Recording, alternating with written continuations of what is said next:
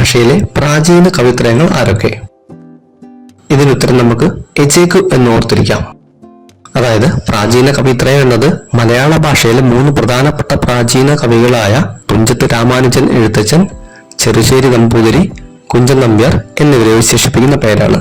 അപ്പോൾ ഈ 3 പേരുകളും നമുക്ക് പെട്ടെന്ന് ഓർത്തിരിക്കാൻ വേണ്ടി എചേക്കു എന്ന ഷോർട്ട് ഫോമിൽ മനസ്സിലാക്കി വെക്കാം. എഴുത്തച്ഛൻ, ചെറുശ്ശേരി, കുഞ്ചൻ നമ്പ്യാർ.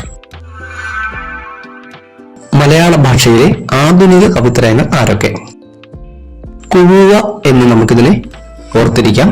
ആധുനിക കവിത്രയം എന്നത് മലയാള ഭാഷയിലെ 3 പ്രധാനപ്പെട്ട ആധുനിക കവികളായ കുമാരനാശാൻ, ഉള്ളൂർ എസ് പരമേശ്വരയ്യർ, വള്ളത്തോൾ നാരായണ മേനോൻ എന്നിവരെ വിശേഷിപ്പിക്കുന്ന പേരാണ്.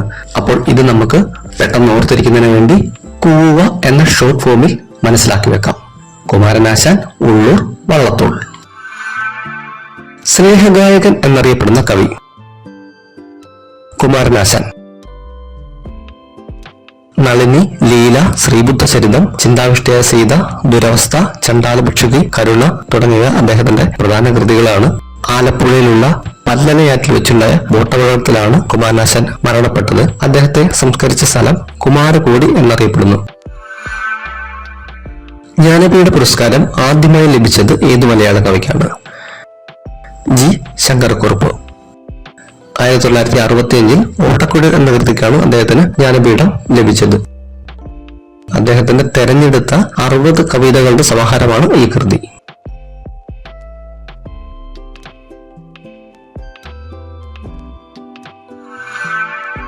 ONV കുറുപ്പിന്റെ പൂർണ്ണമായ പേരെന്ത്? ഒറ്റപ്ലായ്ക്കൽ നീലകണ്ഠൻ വേലുക്കുറുപ്പ്. കൊല്ലം ജില്ലയിലെ ചവറയിലാണ് അദ്ദേഹം ജനിച്ചത്. ജ്ഞാനപീഠ പുരസ്കാരം, പത്മശ്രീ, പത്മവിഭൂഷൺ എന്നീ ബഹുമതികൾ പുറമെ അദ്ദേഹത്തിന് നിരവധി പുരസ്കാരങ്ങൾ ലഭിച്ചിട്ടുണ്ട്. ഭൂമിക്കൊരു ചരമഗീതം, അഗ്നിശലഭങ്ങൾ, ശാർംഗക പക്ഷികൾ, ഉപ്പ് തുടങ്ങിയവ അദ്ദേഹത്തിന്റെ പ്രധാന കൃതികളാണ്. മലയാള ഭാഷയുടെ പിതാവ്? തുഞ്ചത്ത് രാമാനുജൻ എഴുത്തച്ഛനെയാണ് ആധുനിക മലയാള ഭാഷയുടെ പിതാവായി കണക്കാക്കപ്പെടുന്നത്. എഴുത്തച്ഛന്റെ ജന്മസ്ഥലം മലപ്പുറം ജില്ലയിലെ തിരൂർ തൃക്കണ്ടിയൂരിനടുത്ത് അന്നാര എന്ന സ്ഥലത്താണ്. തുഞ്ചൻ പറമ്പ് എന്ന പേരിൽ ഈ സ്ഥലം ഇപ്പോൾ അറിയപ്പെടുന്നു. അതുപോലെ കിളിപ്പാട്ട് പ്രസ്ഥാനത്തിന്റെ ഉപജ്ഞാതാവും എഴുത്തച്ഛനാണ്. കൃഷ്ണഗാഥ രചിച്ചത് ആര്? ചെറുശ്ശേരി നമ്പൂതിരി. 15-ാം നൂറ്റാണ്ടിൽ ജീവിച്ചിരുന്ന ഇദ്ദേഹം ഉത്തര കേരളത്തിലെ വടകരയിൽ ചെറുശ്ശേരി ഇല്ലത്തിൽ ജനിച്ചു. കോലത്തുനാട് ഭരിച്ചിരുന്ന ഉദയവർമ്മൻ രാജാവിന്റെ പണ്ഡിത സദസ്സിലെ അംഗമായിരുന്നു ഇദ്ദേഹം. ഭക്തി, ഫലിതം, ശൃംഗാരം എന്നീ ഭാവങ്ങളാണ് ചെറുശ്ശേരിയുടെ കാവ്യങ്ങളിൽ കാണാൻ സാധിക്കുന്നത്. തുള്ളൽ പ്രസ്ഥാനത്തിന്റെ ഉപജ്ഞാതാവ് ആര്? ഉത്തരം കുഞ്ചൻ നമ്പ്യാർ. പഞ്ചതന്ത്രം കിളിപ്പാട്ട്, ശ്രീകൃഷ്ണചരിതം, മണിപ്രവാളം, രുക്മിണി സ്വയംവരം, നവചരിതം കിളിപ്പാട്ട് എന്നിവയൊക്കെ അദ്ദേഹത്തിന്റെ പ്രധാന കൃതികളായിരുന്നു. സമൂഹ വിമർശനം, ഫലിത പരിഹാസങ്ങൾ, സാധാരണക്കാരന്റെ ഭാഷ എന്നിവയെല്ലാം നമ്പ്യാരുടെ കൃതികളുടെ ലക്ഷണങ്ങളായിരുന്നു.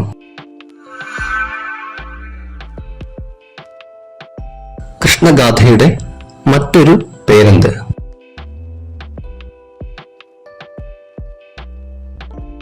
ഉത്തരം കൃഷ്ണപ്പാട്ട്. കൃഷ്ണഗാഥ ഏത് വൃത്തത്തിലാണ് രചിച്ചത്? ഉത്തരം മഞ്ജരി വൃത്തം. കേരളീയ കലകൾ സംരക്ഷിക്കുന്നതിനും പഠിപ്പിക്കുന്നതിനുമായി രൂപീകരിക്കപ്പെട്ട സ്ഥാപനം കേരള കലാമണ്ഡലം. കേരള കലാമണ്ഡലം സ്ഥിതി ചെയ്യുന്നത് എവിടെ? തൃശൂർ ജില്ലയിലെ ചെറുതുരുത്തിയിൽ.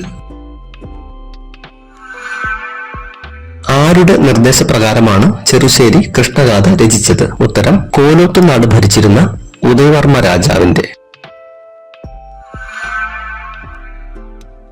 വഞ്ചിപ്പാട്ടിന്റെ പിതാവ് എന്നറിയപ്പെടുന്നത് ആര്?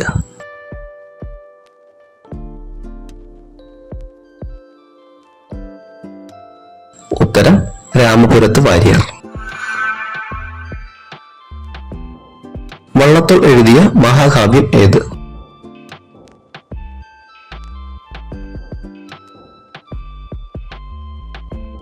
ഉത്തരം ചിത്രയോഗം.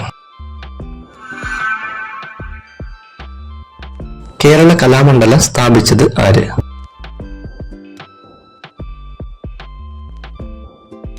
ഉത്തരം വള്ളത്തോൾ നാരായണ മേനോൻ.